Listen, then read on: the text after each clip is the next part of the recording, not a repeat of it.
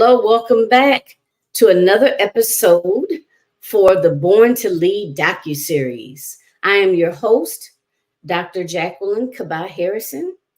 And with this particular DocuSeries, each guest I bring on is definitely a leader, definitely a true leader in their business, in their life, just in general. And this particular docu-series focuses on, yes, leadership. So if you are trying to move up in your current position that you have in corporate, or you're an entrepreneur and you want to fine tune your leadership skills, you are definitely in the right place. I must also say, make sure that you subscribe to the A Queens Roundtable YouTube channel. That way you can stay up to date on when a new episode is getting ready to drop. All right, so without further ado, I'm going to bring my guest to the stage, to the studio, and let her introduce herself. All right, welcome, Dr. Natoshia Anderson. How are you today? I am so well. So good to be Now, here. where are you again? I know I'm in Michigan. What state are you in? I'm in Atlanta, Georgia. You're in Atlanta. Okay, all right. So you guys are well into the warm weather. We are into allergies. Oh, okay. That's where we are. Yes. Okay. Yes. Well, welcome and welcome to the Born to Lead docu-series. And you are definitely someone that I'm really super excited to interview, and I can't wait to hear a little bit more about leadership.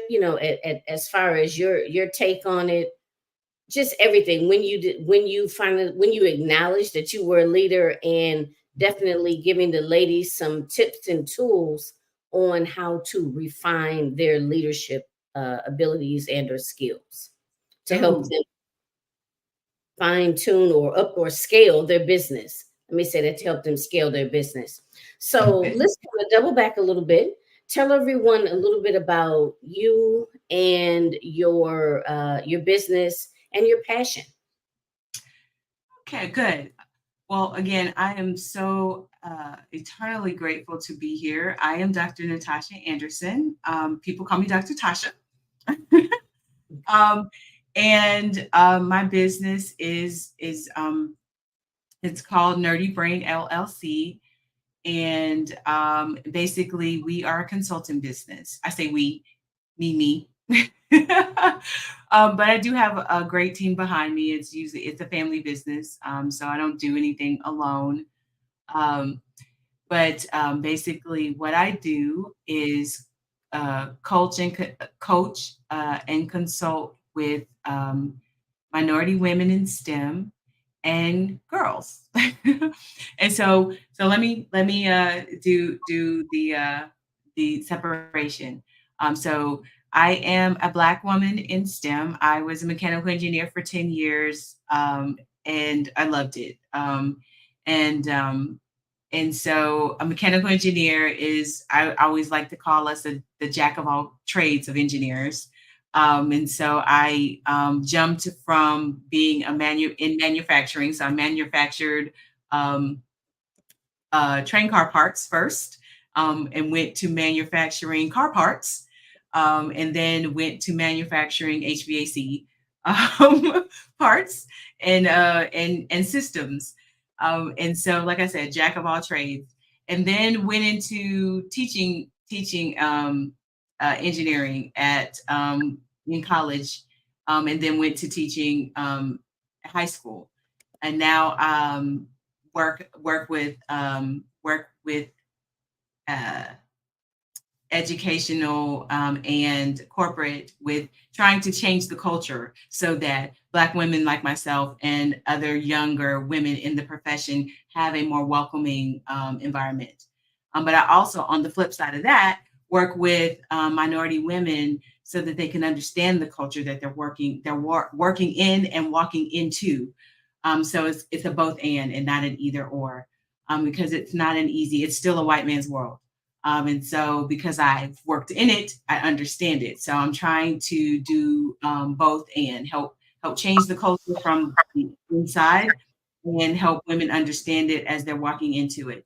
So that is my work.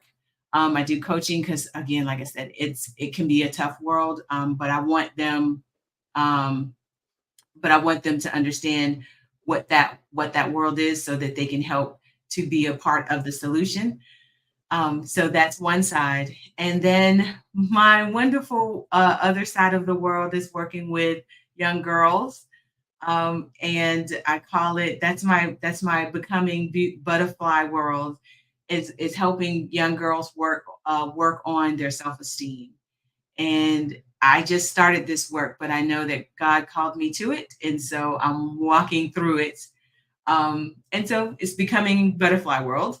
And so I have just written a book, and it's out on Amazon right now. And so it's really just this wonderful, where it's a guide to helping Black girls walk through their workout and walk through their own positive self-esteem guide, and with their parents. So if you're on Amazon, look me up at Dr. Natoshia Anderson, and um, get to work on your self-esteem. And if you are a parent looking for a way to help your girls with their self-esteem, and you're just like at your last wits end, go to my website at www.drtasha.co, and I have a beautiful butterfly coaching method that I think is wonderful, and it's been proven to help young girls with their self-esteem, build it up, so we can build them up and send them out into the world, fulfilled and filled, so that they can be all that they can be. All That's right. Wow, you do quite a bit. You really do. So this Born to Lead docuseries, and talking about leadership in this in the area that you're in, is, you know, like how you said, it's kind of like uncharted territory in terms of Black women in this space. yeah, So I know that, or I could only imagine how the different types of challenges that you've had to, overcome and deal with, and probably may to some extent continue to deal with, yeah, which is why you've been through it, you've been there, which is why you know how important it is to, have someone to kind of help you, or, help individuals navigate through that process. So let's tie that into leadership. oh yeah. So, like I said, you are a perfect candidate to talk about leadership. So let me ask you this. Okay, so have you always considered yourself a leader? And well, you know what? Let me scale back a little bit more. Tell me, what exactly does leadership mean to you, and why is it crucial, or is it crucial to see yourself as a leader in this particular industry? If that makes sense, if you can kind of, you know, make that Yeah. question. It's a really good question. It's a valid question. I didn't always see myself as a leader. I was almost scared to walk into it, right? I think, some are called to be leaders, and I think I am in that category. I think so. Here's what I know to be true after having um, I've studied leadership. I have watched good leaders. I've watched bad leaders. I've had them both. I've been blessed to be able to sit and study, be mentored by both some of the good ones and the bad ones. Um, and and my degree is in educational leadership, so I've had the opportunity to study it, to really do a history and deep dive into it, and to really sort of get my hands around some really good, juicy, meaty stuff as it relates to leadership, organizational leadership, educational leadership, just leadership in general, and I really love it, right? Because there's just There's just so many ways to do it, and there's not one right way. And so I think I believe myself to be a leader. And matter of fact, I know I am. I know it unequivocally. I don't need someone to tell me that I am. Um, I know that I am. And what leadership means to me is service. Um, a good leader is in service to the people that are following them. And if you're not, if you don't have people who are willing to follow you, then you are literally just taking a walk, right? That's that. You have to be a person of integrity. You have to be a person who has values, and you have to embody those to the people that are willing to follow you. You have to be a person of vision. You have to have a vision, right? You have to be willing to engage and develop other people, right? You have to invest in the people that are willing to be, to willing to invest in you, right? They said, hey, she is a person that I want to follow. But you have to be willing to engage and develop those folks, right? You have to be willing to really reinvent yourself, right?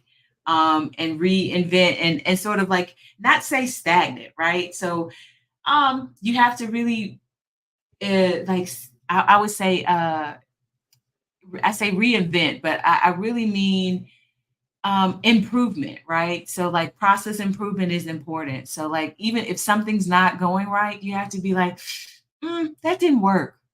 Let's invest and see why that didn't work, and let's see how we can change things up.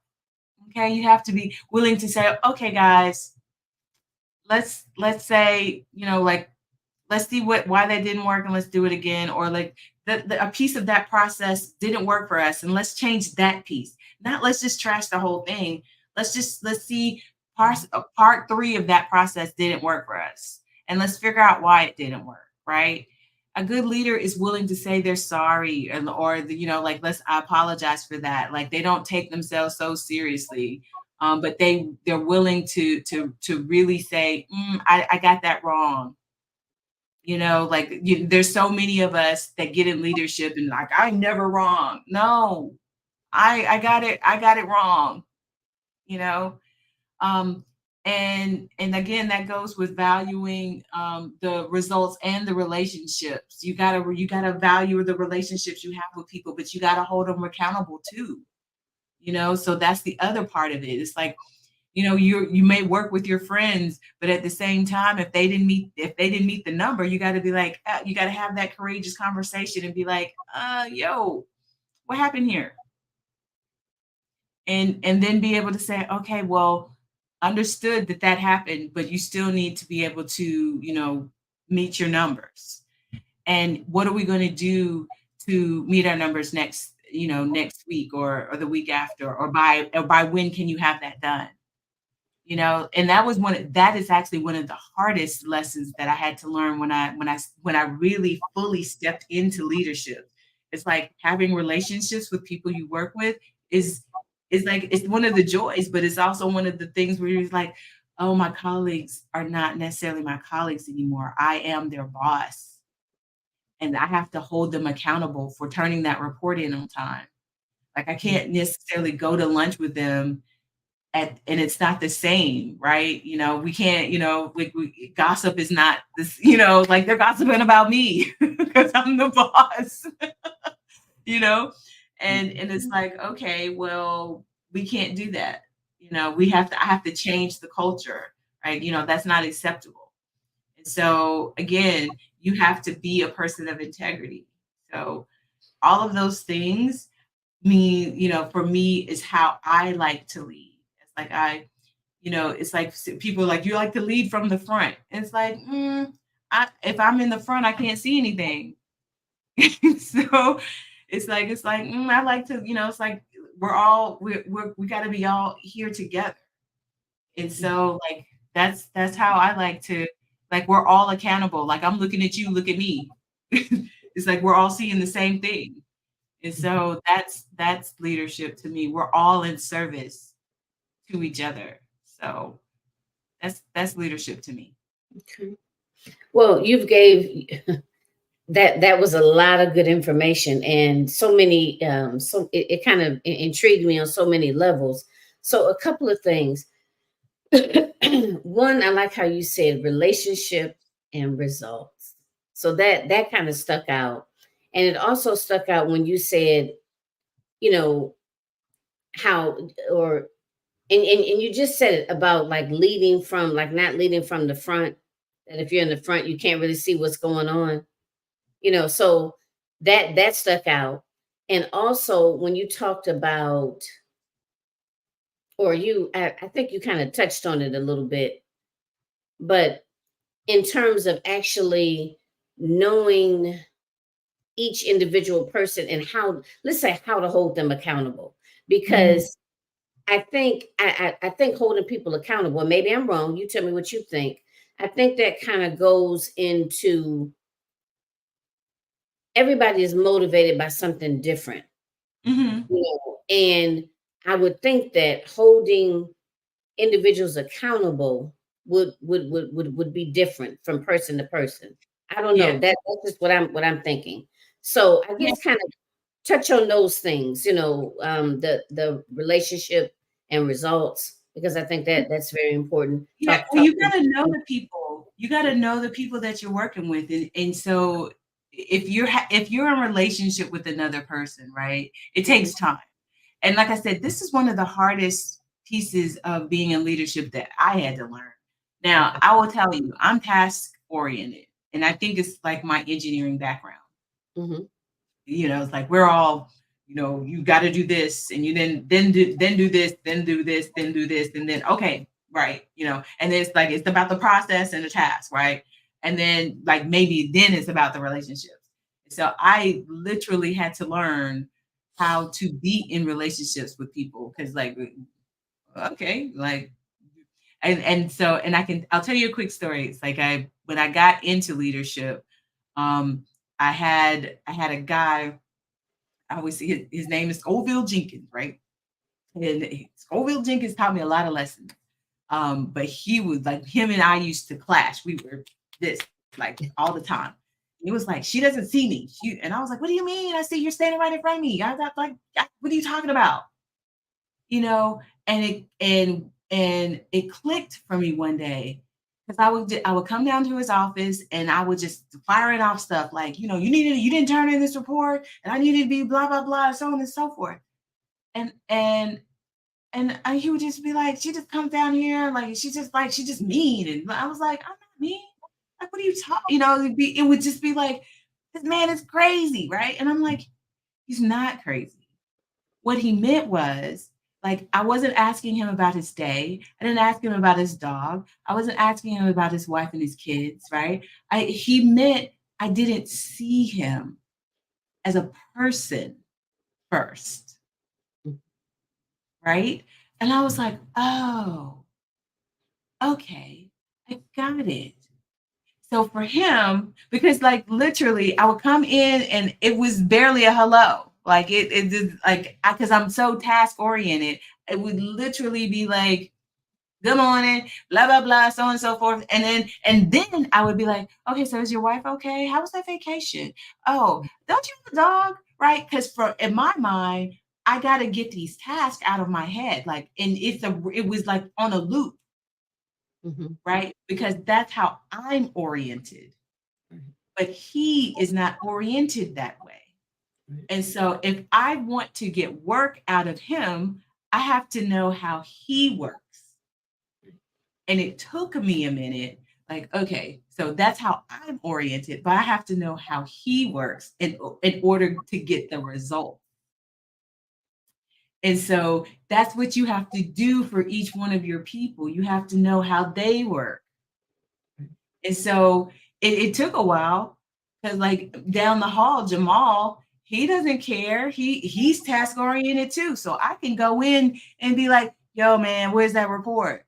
And he's like, oh, okay, I'm gonna send it to you right now. Like he doesn't care about a hello, right? But down the Hmm. hall, if I'm talking to Cindy, I'm like, hey, did you go roller skating yesterday? And she's like, oh yeah, we had a great time. And then I'm like, remember to turn in your report. And then she's like, oh, okay, great. So I had to learn what works to get the results that I needed from my team. But Scoville Jenkins was my teacher. Okay. And so that's how we had to, he was, like I said, he was the greatest teacher. But we clashed for maybe two quarters because I was like, man, you're killing me, Smalls. You're killing me.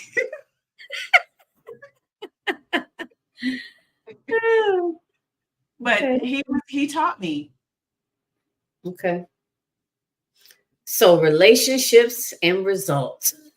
Yep. I like that. I'm gonna remember that. And this is something that comes up every interview and is such an important part of leadership. And I think a lot of times we just kind of think of leadership as, basically tell them just, and I'm just saying it like this, everybody, just to kind of prove a point. But it's just kind of about telling people what to do.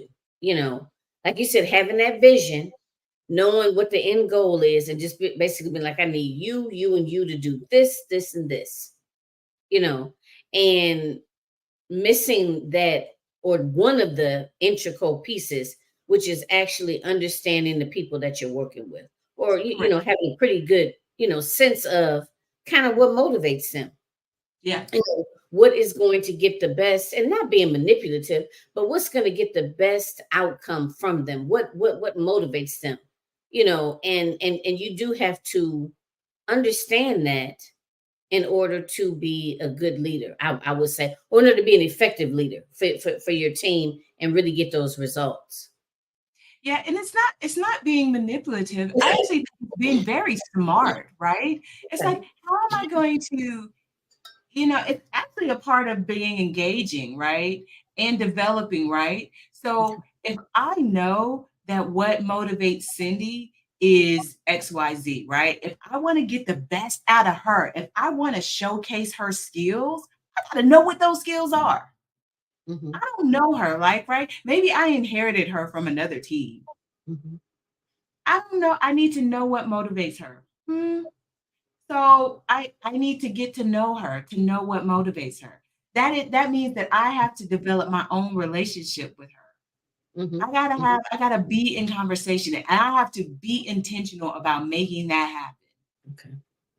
So I can't be in there barking orders at her. Right. That's not gonna work, you know? That's just that ain't gonna work. So this has brought up another question for me. We're going to answer this one, then we'll just take a quick commercial break. Sure. Um, how did you go about doing that? Let's just say there's some individuals listening and they're thinking like, okay, that makes sense, but I don't really know how to go about doing that. And I know you said you had to get to know individuals. Maybe you can throw out a couple of suggestions about how to, because maybe some people may be just kind of clueless as to how to do that. I got some. I do have some. Okay. You want me to give them now? Yes, please. Okay. Okay. All right. So it is called an operating manual. Okay. And basically it is, you can find these, you can probably find some on the internet for free. So everyone has an operating manual. Basically, these are some sort of do's and don'ts, some things that that irritates you. It's sort of how you work best, right? Right. There's something, Dr. Jackie, you have some. There's some things that, like, how do you work under stress? Right? Some things you need you're in a stressful environment, like, or a stressful situation. This is like how you work best. Or on your best day, this is how you show up. Like, you're happy, you are sad and sunny, or you're happy and sunny, or when you are not at your best. These are the things that you need to operate, right? Are you introverted or extroverted? Or when you are, like I said, when you're in a stressful environment, like, or the things that make you mad. Mm. Like for me, it's like if I have to repeat myself, you're not gonna get the best version of me. Like for real. Like there's something about that where like the more I have to repeat myself, I can feel that little monster inside of me coming out. And it's like the more I have to do it, you know, you're gonna get one of these. And it's like, and then it's like, then I already say that one time. And I have to say it again. And it's like, I am not, it's like that other version of me is gonna come out. There's just something about that just clicks something in my head that is not nice. And so I already know, like, if I have to repeat it more than twice, then oh, buddy. So, like, I already know you're not going to get the best version of me if I have to do that, right? And so, and then, so things like that, you're going to need to know. And so you fill out this template and everybody on your team has it. So they already know, like, okay, so if you're late, you might as well don't show up because I'm already salty with you. Like if the meeting starts at 7:05 and you show up at like 7:10, why are you late? Like, why are you late? Like, and then, definitely if you don't tell me you're going to be late. Like, it's one thing for you to be late and like, okay, you say, hey, I'm be 7 minutes late. Oh, okay, great. At least you told me, so I know not to expect you. But I'm here and I have no notice. And what? Oh, and then you show up and then don't waltz in. Then we're gonna have some right. We're gonna have some serious problems. Okay. This is a no. Like I like to value people's time and I want you to value mine. Right. So like you see what I mean? So now if you're going to be late in a meeting that I'm in, you need to have told me, especially if I'm leading the meeting. I'm already gonna be annoyed, even if I'm in the meeting and you're late. I'm already gonna be annoyed. You just know that I'm gonna be annoyed, even if I'm in the meeting. I'm not even leading the meeting. I'm already gonna be annoyed because you're late. But especially if I'm leading the meeting, I'm going to be annoyed. So those are just a few of my pet peeves, just things just not to do, right?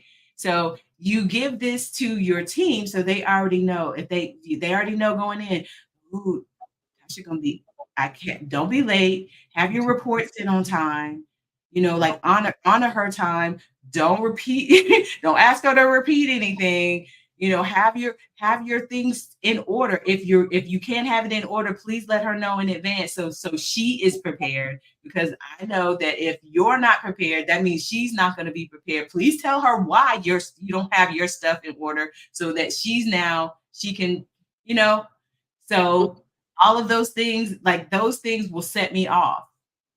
Okay. So you have, so those are the things that you put in this document. And then as a team, we now can put in what they call a flex agreement. So like if as a team, then like I said, that's a flex agreement. So like if somebody on the team is out of order, it's one of those things where it's like, ooh, okay. If the team is working the way it's supposed to, and somebody does something that sort of has the team going, we can all say, oh, what my friend says is that her team has a safe word.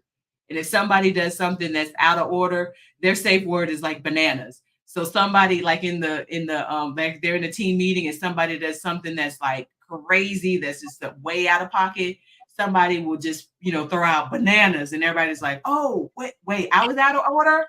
And then, and they can put it on the table and talk about it like, sir, or that was what are you doing, right? Because as a team, we agreed that we were going to do this and now you're doing this. And so that's how you keep the team rolling on track. Okay. So now, like we have our operating manual, so we know how to approach each team member. But as a team now, we have a flex agreement that says, as a team, we will operate like this. Okay. Because I guess also too within the team, there are certain people that just may get real agitated about certain things. Like, let's just say, like how you mentioned about the time, the other team members could also feel the same way. Like, well, Mm-hmm. listen, I made the effort to get here on time. Why does it always seem like we waiting on you? Kind of a thing, or Right. Because as a team, we might agree we're meeting on Thursdays at 8 o'clock. And if Bob is always late, we're going to bananas, Bob, bananas. Like, right, why are you always late to this meeting? Like, sir, no, we agreed that we're going to meet on Thursdays at 8 o'clock. You cannot be late. Like, get it together. Or we right, need to adjust the time so that you can be on time. right. Because then we're going to set Natoshia off. And we do not want that. Okay. I like that, a safe word. But okay, all right, that makes perfect sense. So let's take a quick commercial break, Dr. Natasha, and then we will be right back, everybody. So don't go anywhere. We're taking a quick commercial break. Realizing Your Potential LLC presents Born to Lead, Awakening the Leader Within. This anthology brings together women that have overcome hardships in their lives and have managed not only to survive, but thrive. Their stories focus on resiliency, adaptability, and strength, acknowledging the innate strength and leadership qualities in African American women.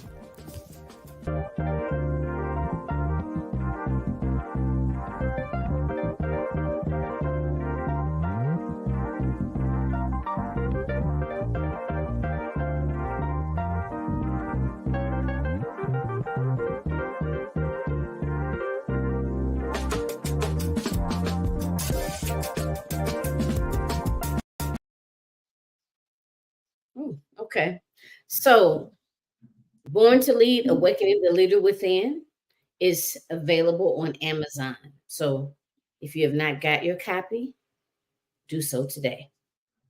All right. So, a quick little wrap up of where we left off. We were talking about kind of some ground rules, or a safe word, in terms of for the team can function together very cohesively, right? Okay.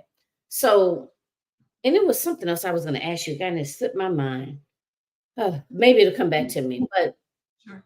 what are some other, I guess, tips and tools that you would give to other, I guess, new leaders, in terms of how to kind of, I guess, come into it the right way, into leading the team. And let's just say a new team. Let's say, because I think this is what happens most often. People Yeah. are often shifted, right? And they come into an existing Team. team.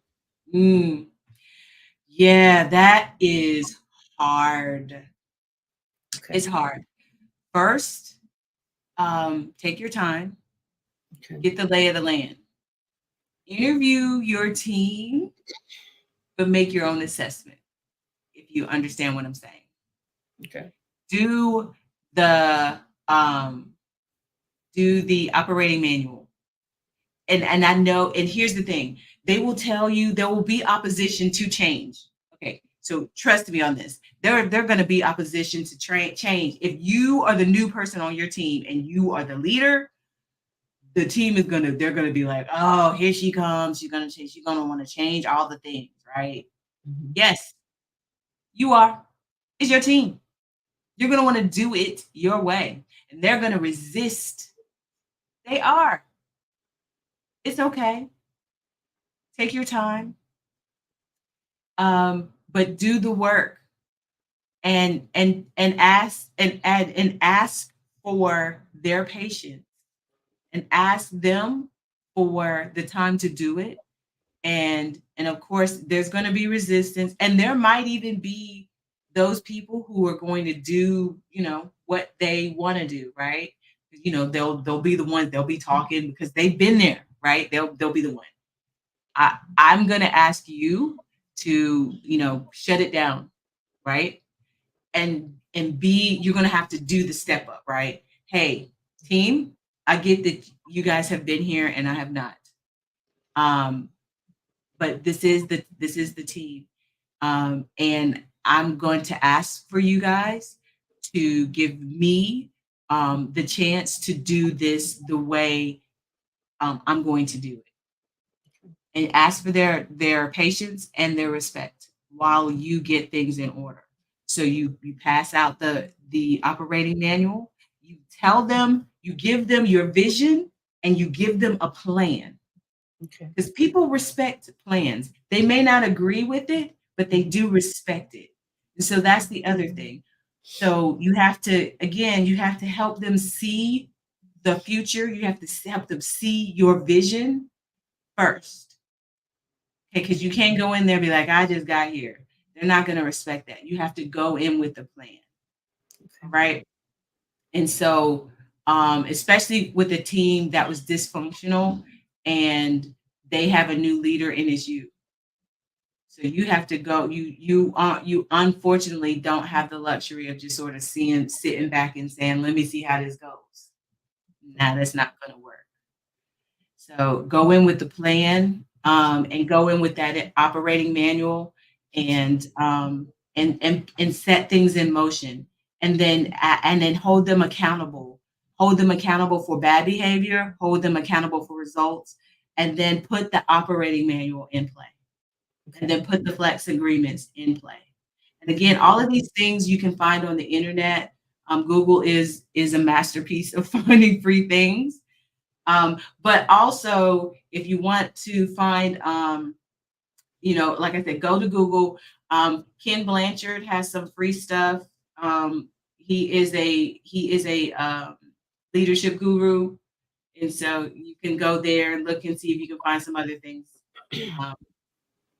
He's where I find a lot of stuff. Okay. Now, do you also, in terms of holding people accountable, how do you kind of how do I say this? How do you go about finding out, well, two things. How do you go about finding out what the individual's strengths are? And do you do that as a leader? And two, how do you kind of give people praise? Is that something you do individually? Do you do it as a group, or both? And how important is that? Scold privately, praise publicly. Okay. Okay. I learned that the hard way too. Okay. Had to learn some things. Along the way. But when you are having problems with a person, don't do it in public. Okay. You take that person aside, you pull them into an office, or their office, or your office. I used to always do it in my office. I used to never do it in their office. I used to always take them or pull them to my office, and we would have the conversation there. And generally, it would be that I would try to speak in facts, right? It would never be, well, I think, and I know, it would always be like, here are the facts, and then I would leave it there. It couldn't, yeah. So I just didn't want it to never be conjecture. So I would leave it there, and it was, never was, you don't like me, and I never went down those roads. It would always be backed up with, here are the things that I know to be true, and it would always be backed up with fact, things that I could prove. And then there was always a plan of action to get them back up to where they needed to be, and they could either agree or not agree, and I would leave it there. And so that's how I chose to operate, because I didn't want to, especially when, I guess, reprimands happened, I didn't want to make it personal. Okay. Right? I just couldn't do that. even if it was with a person that I had a personal relationship with. I had to remove myself from the personal part of it in order to do the reprimand portion. Okay. But and then I also actually had to do the praise the same way, but I wanted to do the praise in public, so I usually had to do I usually did those at team meetings. And so we would have a team meeting. We had a team meeting every 2 weeks, so we would have a day where we did recognitions, and so those were fun days where we would recognize somebody on the team for something that they had done. And so those were fun. And so we would do that. And so it was basically usually it was either a gift card to Amazon or it actually depended upon who that person was and what it said on their operating manual. Okay. Like how they like to receive rewards. Because some people were just like, shout out is nice. And so it'd be like, we'd like to recognize Tim for, job well done. And other people are like, yeah, I like candy, or I like Amazon's my favorite store, or, so they would tell us how they like to receive recognition. So we would do that. And so we got them, we recognized them in the way in which they like to be recognized. And some people are like, I like cake, so they would get a cake. Mm-hmm. So that way, it was that the reverse the golden rules, recognize people the way in which they like to be, recognized instead of like the way you would like to do it. Because everybody don't like the little certificate. Like you're like, what am I doing with this certificate? I got a packet full of certificates. I'm like, what does this mean? So yes. So we would do that. We would do that. Some people are like, give me a pack of Skittles. Okay. Okay. That's how that's what you want. Got you. You know what? And it's like that reminds me of the whole. I'm sure you're probably familiar with the 5 love languages, right? Mm-hmm. And it makes me think about that because one person can appreciate this, and the other person doesn't. You know what I mean? And it's like if you don't do it in the way that they appreciate it, then it's kind of almost defeating the purpose. Correct. So yeah, so that's kind of what that made me think about. So, and you know what? Now that I'm thinking about it, I don't think actually, to be honest with you, I've never experienced anything like that. Like I've never had a boss give me what do you call the assessment again? Like to figure out the agreement. The operating manual. Right. I've never had anyone give me anything like that. I've never even been considered in terms of usually companies just like maybe they decide on what they want to do to show appreciation. The company as a whole, and then your boss too typically decides what they want to, how they want to show you that they appreciate you if they do. You know what I mean? So this is like totally new territory. Yeah, I had a guy. He was retiring on my team. He had been at the company for 35 years. Wow. And they were after me. Doc, we're going to throw him a party. I'm like, Randy don't want no party. I promise you, I promise you he does not want a party. Mm-hmm. I will ask him, but I promise you he doesn't want a party. I go down there, I say, Randy, they want to throw you a party. Doc, I don't want no party. If they throw me a party, I'm not going to be there. I was like, I know. I'm trying to convince them not to throw you a party. He's like, I promise you I'm not going to be there. I go back up there. I'm like, Randy's not going to be there if we throw him a party. Well, what does he want? I said, he just wants to leave the building. Okay. That's it. He just wants to leave. He literally just wants to leave the building. Like that. That's it. That's it. It's like he doesn't want a dinner. He doesn't want a plaque. He just wants to leave the building. He's been here for 35 years. He just wants to go home. Right. And they're like, we got to do something. He literally has been here for 35 years. I said, he's done his time. Mm-hmm. He wants to go home. He's retiring. Mm-hmm. He wants to go home. He wants to be on his boat, and he wants to sail away. Right. Okay. That's it. And when he left, what they did do was so poignant. Every single employee in the building, I told them, I said, he's leaving, like he's packed his last box. I said he's leaving at 4 o'clock on Friday. Every single employee lined up, and they lined up and they clapped on his way out. It was so beautiful. That's how they left. Wow. It was the perfect way for him to leave. Okay. Okay. That's it. Wow. I like that. And I'm sitting here and I'm thinking like, I'd have to really think about that. Like, like, how would I want to be praised at my job? I'd have to think about that. I don't know. Wow. And this is part of what I enjoy about this, is just to kind of give people an idea, because some people are new to leadership. I mean, they consider themselves leaders, and maybe they've led before, but they're new to this particular team, or maybe they're new to leadership altogether, like being over a whole team or a whole department, and this way they can take these tangible tips and tools and just kind of play with it, like you said, do a little bit of Googling and just, come up with something that works for them, because you also have to consider, your own style, right? And I know we didn't really touch on this, but kind of know what your strengths and what your weaknesses are and how you. Is very true. So now I had to learn my own style, because at first, I came in guns blazing. I'm not going to even lie to you. I was not good.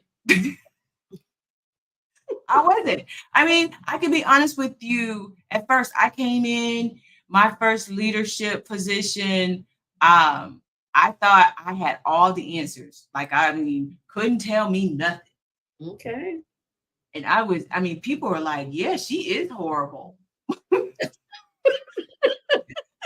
Honestly, I can like speak on it now.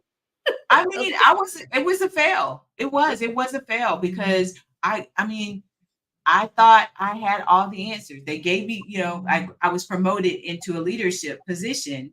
And when I was promoted to the leadership position, what I was told is that you are coming to save this department. And so when I hear that, I'm like, oh, I'm the savior. Okay. All right. Well, let me come in and save. Right. Okay. Well, all you people are already wrong. Right. Yeah. I didn't know anything. When you come in with this mentality that everybody who's already there are wrong, I didn't ask the people who were in that department anything. Okay. Dang, you did come in guns blazing. Dang. No, I mean, dead wrong. I was dead wrong. I didn't ask them any questions at all.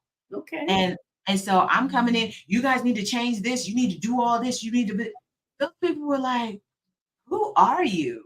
Right. Where do you even come from? Why are you, what? What?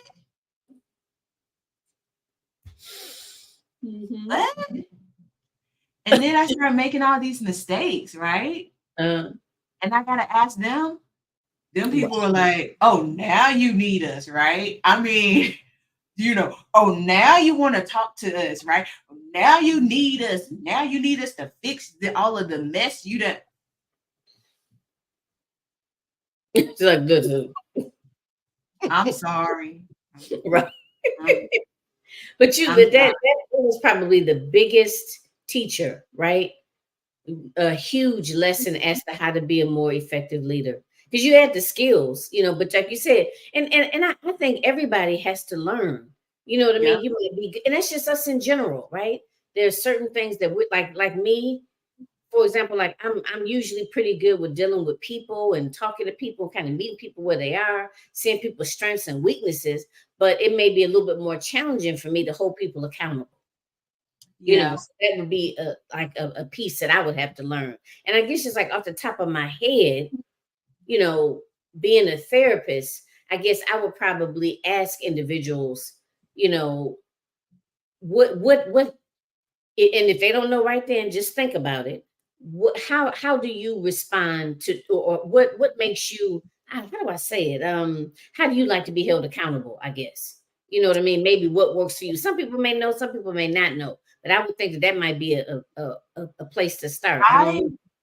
no, well, I like to be somebody pulled my coattail. Like Okay. I had someone pull me off to the side and they like, hey girl, you know, they had pulled my coattail before, but I was still in that mindset. And they were like, you're messing this up, right? Like they want to help you, right? They know what to do, Mhm. and they want you to succeed, but like the way you're coming at them is wrong. And I was like, oh girl, you don't know what you're talking about. This is what I was told, blah, blah, blah, right? This is and she was like, okay. And so I couldn't hear her. But she came to me in the right with the right form, with the way I could normally hear information. I just couldn't hear her. Okay. And so I had to go back to her and I was like, I'm sorry. You know, I apologize. You were exactly right. And I said, I hear you now. What do I need to do? And she was like, okay, let's get to work. All right. It was just sort of like, it was just like that. It was just like that. Here's what we need to do. Here's what you need to say. Here's who you need to talk to. And you need to talk to them like today. Let's get on it. Get on the phones. You need to blah, blah, blah. You do. So it was just that simple. Right. Okay. I said, okay, I can do those things and let's do it. Okay. And then the next thing I did was I apologized to my entire team. Okay. You cannot be so full of yourself that you cannot apologize. Right. Like if you as a leader cannot apologize, then it's like it will not work. Right. Nobody is above mistakes. We're all human, right? You're going to mess stuff up. You know, so you're going to have to say, hey, I got that wrong. You know, I wasn't a 10 today. I was a 6. I apologize. Mm-hmm. So I had to eat it. I had to eat humble pie, and it was a big one. It was a big one. And so, and I had to wait for them to say, okay, okay, I forgive you. Mm-hmm. And for some of them, it took a long time for them to be like, oh, girl, you all right with me for real. It took a long time because, like, when I tell you I came in there, like, yeah. Okay. All right. Wow. Well, the time has just flown by. You have given it's so easy to talk to you, and you've given so much good information. And I know I've learned a lot, and I'm pretty sure this is going to be very helpful for individuals that have caught this episode. So let's go ahead and end with if there's any, I don't know, additional words of wisdom that you'd like to leave the audience with. And then, of course, let them know again how to find you and what would be the best way to contact you if they want to link up with you at some point. Okay. I'll tell you where to find me first. I'm always on LinkedIn. So you can look me up at Dr. Tasha. So again, LinkedIn, go to LinkedIn and look for Dr. Tasha. Tasha is spelled Toshia. I know it's unusual. Say nothing at all about it. Toshia.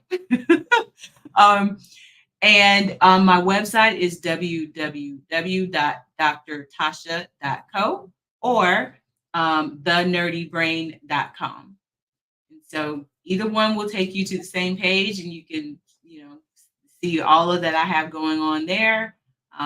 Looking forward to seeing you guys and talking to you guys there. So words of wisdom. I would say, what are my words of wisdom? I would keep it simple. If you are a leader, then you are serving. It's that simple. If you're a leader, then you are also serving. Okay. I'm just kind of letting that resonate a bit because you open with that. You open with that when I asked you what did leadership mean to you? And I never really thought of it like that.